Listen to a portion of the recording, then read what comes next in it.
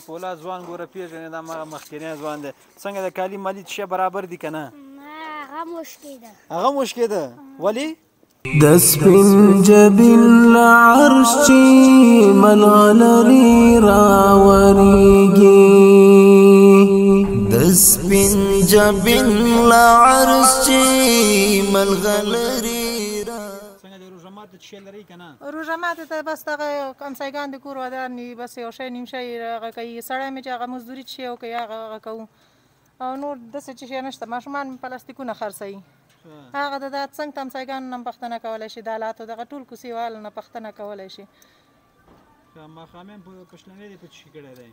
پیشلمۍ هم بس په لوګانو کړی ده اوس رښتیا وایي څه شی لري کور کې لري ماښامي ته څه که نه چې مثلا موږ هم درکره ماښامي وکړو مېلمانه شو راشه یازار د په هغه د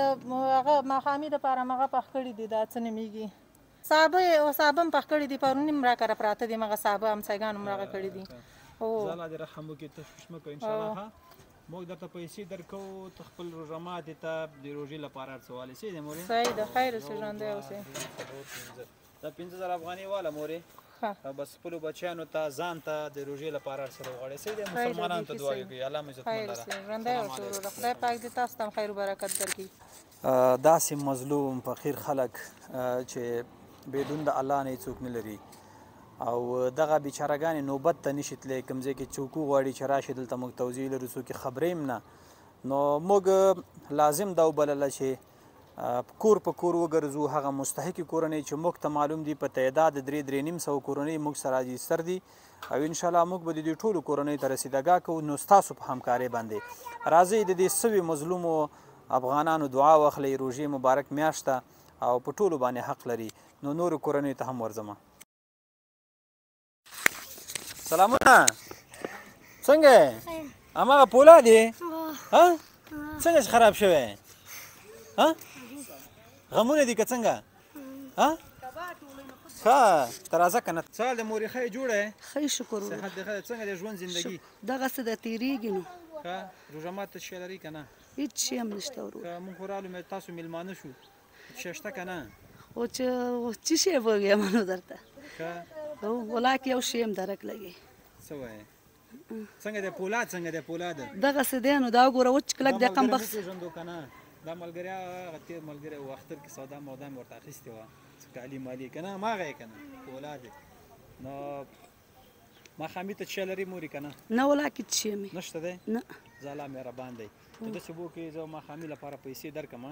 او ته د خپل روژه مات لپاره هر څه واله صحیح دی صحیح شو زه الله مهربان ذات دی 1 2 3 4 5 دا 15000 افغانۍ مورې درواله او بس په دې ځان ته سودا واله صحیح دی بس په الله مسپارم ټول مسلمانان دا پولا ځوان ګوره پیژنې دا هماغه مخکینی ځوان دی څنګه د کالي مالي شی برابر دي که نه هغه مشکېده هغه مشکېده ولې پیسې وشکېدې پیسې وشکېدې ښه بوټان موټان څنګه شوه بوټان هر شی سپلۍ مشکل سپلۍ کور کې دغه انورې خو شیطاني به کې که نه شیطاني نه کوم ښه خپله وشکېدې ښه دا ګوره ډېر ځوان طبیعته سړی دی ما سره کار نه کوې ورسره ګرځې به کار کوم کې سره دا ګوره دومره تکړه سړی وی کار کوم د سره د ما سره به څلېرې ساعته ګرځې صحیح دی دورې مورې به راسره وهي کله به یو ولایت کې کله بل ولایت کې ځې راسره غږېدی شي بیا که نه ولا منم دې راکړه لاس دې مننه یاره زه دې بیا راځم بیا دې اول اخلم ښه